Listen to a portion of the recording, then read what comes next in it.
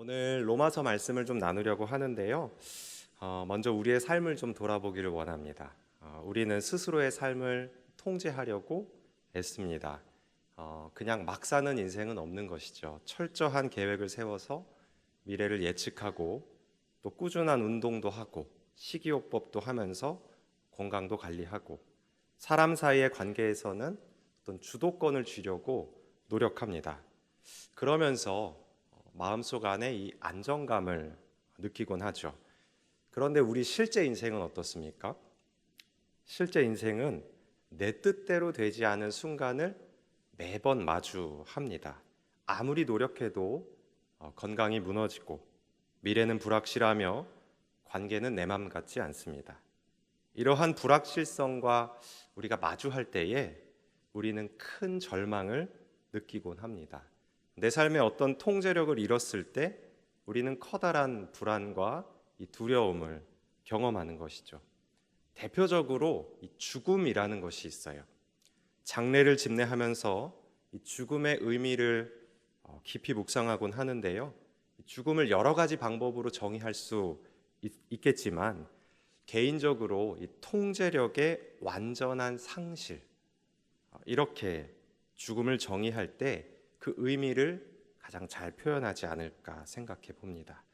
내 몸의 주권, 내 삶의 주도권을 100%다 잃게 되는 순간, 그 순간이 곧 죽음인 셈이죠. 우리가 죽음을 왜 두려워합니까? 사랑하는 사람과의 이 완전한 단절도 있겠지만 죽음 뒤의 불확실성, 아무도 경험하지 못했다라는 사실이 우리에게 커다란 공포를 안겨줍니다. 저 개인적으로는 20대 초반에 한 5에서 6년간 저희 아버지가 암투병을 시작하시고 또 돌아가시면서 제 삶의 통제력을 완전히 잃어버렸던 경험이 있습니다. 온 가족이 투병 생활에 매몰됐고 개인적으로 아무리 발버둥 쳐도 제 마음대로 할 수 있는 것이 당시에 하나도 없었습니다. 비단 경제적인 문제 때문만은 아니었고 제가 20대 초반에 세웠던 여러 가지 삶의 계획들이 손 쓸 수 없이 무너져가는 순간들을 경험했고 통제 범위 밖의 문제 앞에서 이 인간의 작고 자금을 뼈저리게 경험했습니다. 그리고 큰 절망과 무력감에 빠졌습니다. 하지만 돌이켜 생각해 보면 바로 그 통제할 수 없는 상황 속에서 비로소 하나님을 붙들게 되었습니다. 내 힘으로는 아무것도 할 수 없음을 깨달을 때 내 삶의 모든 주도권을 하나님께 맡기는 것 외에는 다른 방도가 없다는 것을 알게 되는 것이죠. 이처럼 삶에서 통제력을 잃는 순간은 매우 고통스럽지만 우리에게 귀한 깨달음을 가져다 줍니다. 미국의 작가인 도널드 맥컬로우라는 사람이 그의 책인 모자람의 위안에서 불가피한 상황 때문에 통제력을 빼앗기고 포기를 요구받을 때 상당한 안도와 즐거움마저 느끼는 이유가 거기에 있다. 매번의 작은 굴복은 거의 잊혀졌던 엄마의 품을, 더 근본적으로는 하늘 아버지의 품을 기억나게 해준다. 결국 통제력의 상실은 그 하나하나가 우리에게 가져다주는 위안이 있다라는 특별한 고백을 하고 있습니다. 아이러니하게도 내가 아무것도 할 수 없는 존재라는 것을 깨달을 때 오히려 세상이 줄 수 없는 자유와 평안을 경험할 수 있다라는 것입니다. 내 존재의 자금을 직시할 때 그렇게 된다라고 작가가 이야기하는 것입니다. 예수님께서도 그러하셨습니다. 예수님은 전지전능하시고 무소부재하신 하나님이십니다. 그런데 제한된 육신을 입고 이 땅에 오셨고 그것도 모자라서 자신 삶의 모든 통제력을 상실한 채 십자가를 지심으로 생명까지 내어주셨습니다. 그리고 숨을 거두시면서 다 이루었다라고 선포하시죠. 요한복음 19장 30절의 말씀인데요. 우리 다 같이 한번 읽어보겠습니다. 시작. 예수께서 이루었다 하시고 머리를 숙이니 영혼이 떠나가시니라. 아멘. 이 장면은 예수님의 실패와 이 좌절의 순간을 보여주는 것이 아닙니다. 도리어 성자 하나님께서, 성부 하나님께서 맡겨진 사역을 온전히 성취하신 후에 하셨던 승리의 선포였습니다.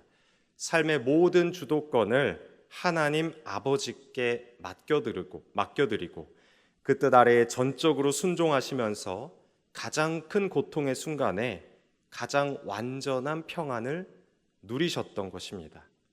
오늘 저희가 살펴보고 있는 이 로마서 1장의 말씀도 마찬가지입니다.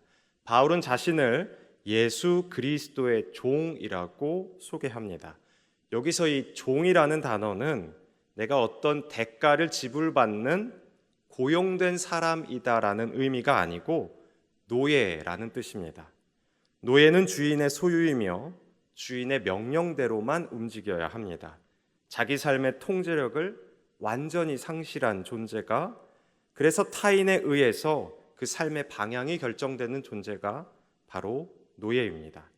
그런데 이 바울은 자신의 그 주권의 완벽한 상실 속에서 도리어 자신이 위안과 확신을 얻었다라고 고백하고 있어요.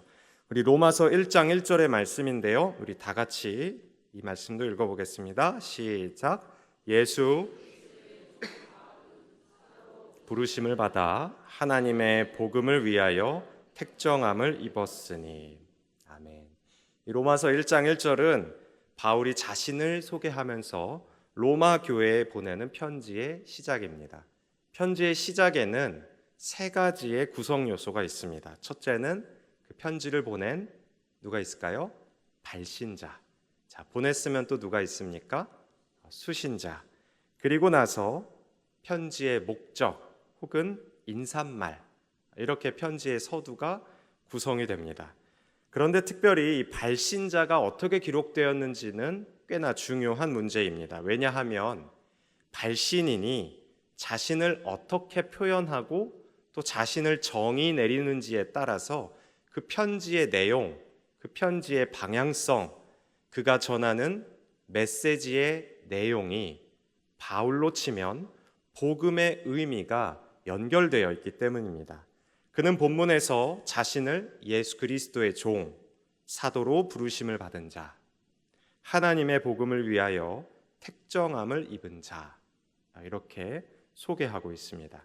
서두에서 말씀드렸듯이 그는 가장 먼저 자신을 무엇이라 소개하죠? 예수 그리스도의 종이라고 소개합니다. 다시 말씀드리지만 노예는 자기 삶에 대한 통제력을 전혀 갖지 못했습니다. 그럼에도 불구하고 바울은 자기 삶의 주도권을 기꺼이 포기하고 오직 예수 그리스도만이 내 삶의 주권자 되십니다라고 고백하고 있습니다. 그런데 이게 끝이 아니라 바울이 자기 삶의 주인 되기를 포기할 때 도리어 예수 그리스도에 대한 복음을 전할 권한, 즉 사도로 부르심을 받았다라고 성경은 이야기하고 있습니다. 복음 전파라는 이 막중한 사명을 위임받은 자가 된 것입니다. 그리고 바울은 이어서 그가 전하는 이 소식, 복음의 내용을 설명합니다. 우리 2절의 말씀도 우리 함께 읽어보겠습니다. 시작. 이 복음은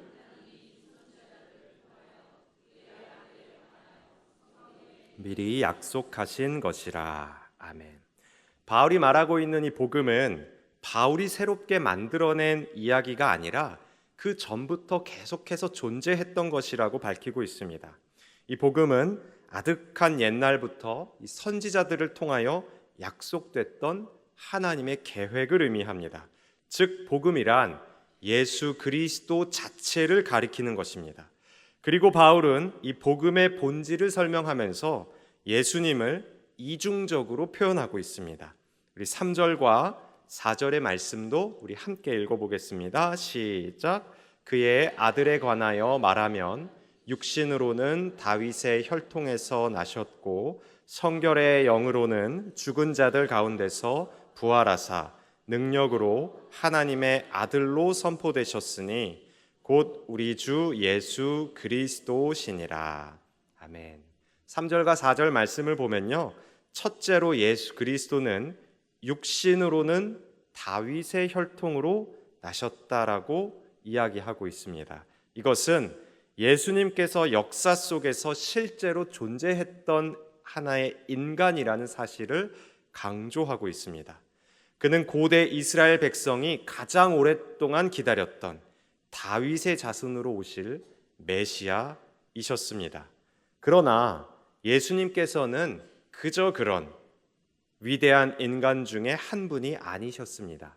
4절 말씀을 보면 성결의 영, 곧 성령으로 말미암아 부활의 능력을 가지고 하나님의 아들로 선포되신 분이십니다. 부활은 인간의 힘으로 이뤄낸 사건이 아니라 오직 하나님의 영으로 성취된 특별한 사건입니다. 부활을 통하여 예수님은 인간의 한계를 넘어서 하나님의 전권을 가진 하나님의 위임자가 되셨습니다. 바울은 바로 이 온전한 주권을 가지신 분으로부터 자신이 복음을 전할 권한을 위임받았다라고 로마서 1장 1절에서부터 고백하고 있는 것입니다.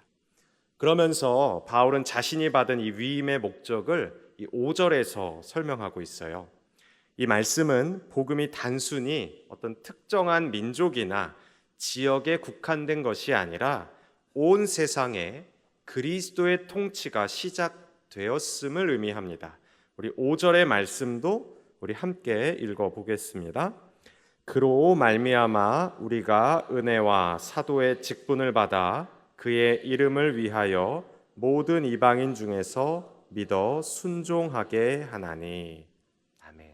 이 복음이라는 것은 유대인과 이방인 사이의 어떤 종교적인 장벽, 그리고 그리스어를 사용하는 문명인과 야만인 사이의 문화적 장벽까지 허무는 힘을 가지고 있습니다.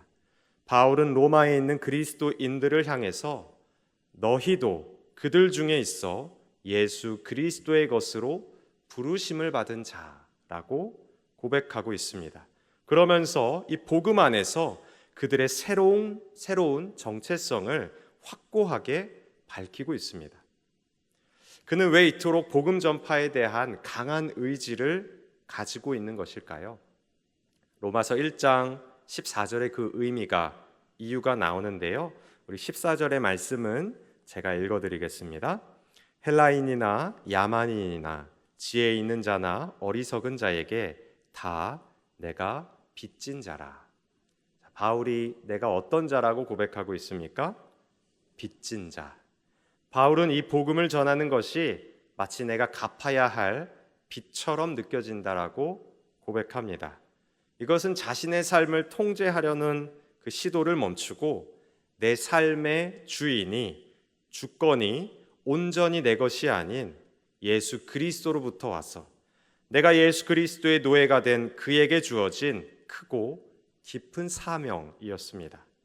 그는 자신이 받은 이 은혜가 너무도 컸기에 이 은혜를 전하지 않고는 견딜 수 없는 빚진 자의 마음을 가졌다라고 고백합니다.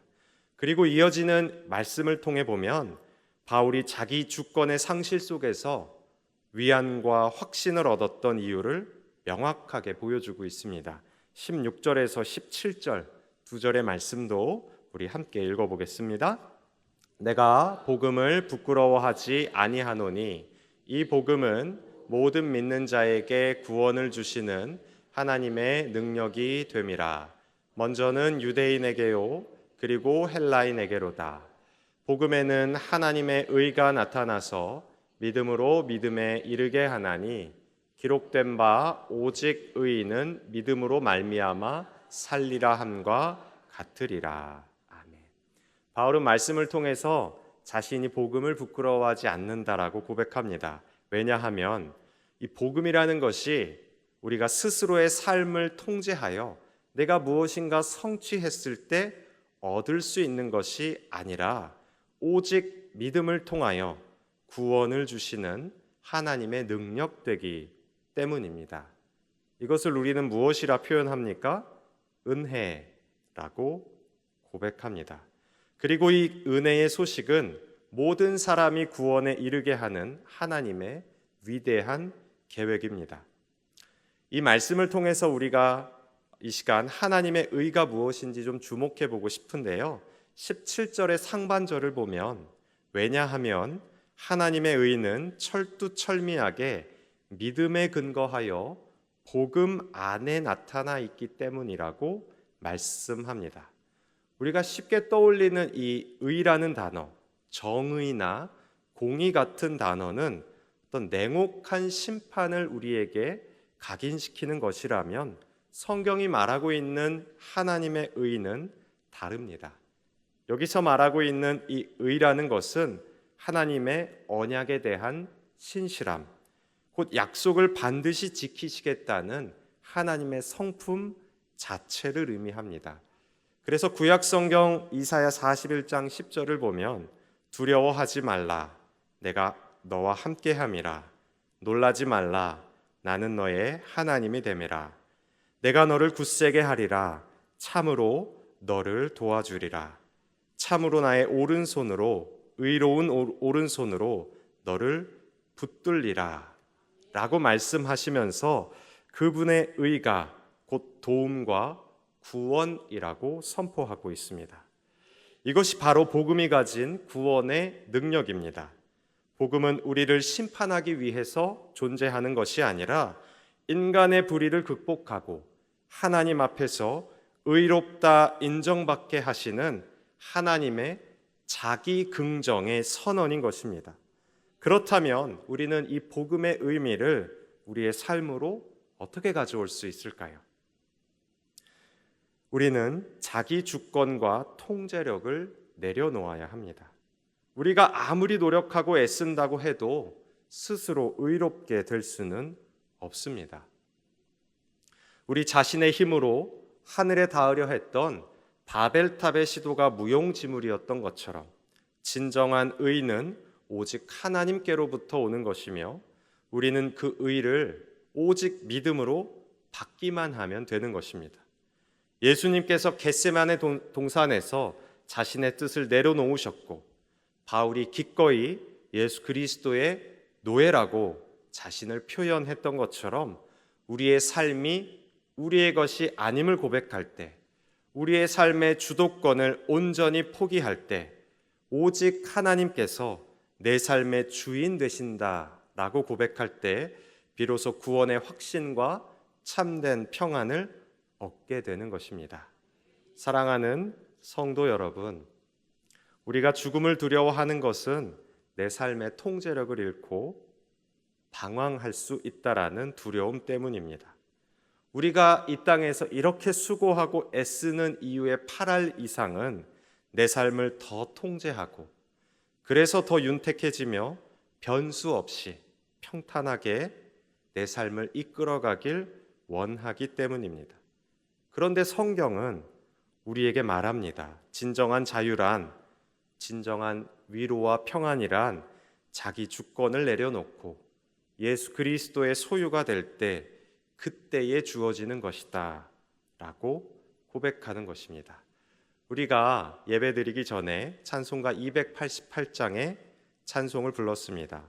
찬송가 288장 2절과 3절 후렴 앞부분을 보면 온전히 주께 맡긴 내영, 사랑의 음성을 듣는 중에 천사들 왕래하는 것과 하늘의 영광 보리로다. 주 안에 기쁨 누림으로 마음의 풍랑이 잔잔하니 세상과 나는 간 곳 없고 구속한 주만 보이도다 라고 고백하고 있습니다. 혹시 지금 건강이 무너져서 통제력을 잃고 있습니까? 관계가 뜻대로 되지 않아서 고통스럽습니까? 불확실한 미래 앞에서 불안해하며 어떻게 해야 할지 모른 채 방황하고 있으십니까? 이때에 우리는 바울이 고백했던 것처럼 우리가 아무것도 할 수 없는 존재라는 것을 깨닫고 주님께 모든 것을 맡길 때 비로소 세상이 줄 수 없는 자유와 평안을 누릴 수 있을 것입니다. 우리는 그리스도의 것입니다. 우리 삶의 주권은 이제 우리에게 있지 않는 것입니다. 그분이 우리의 삶의 방향을 결정하실 것입니다.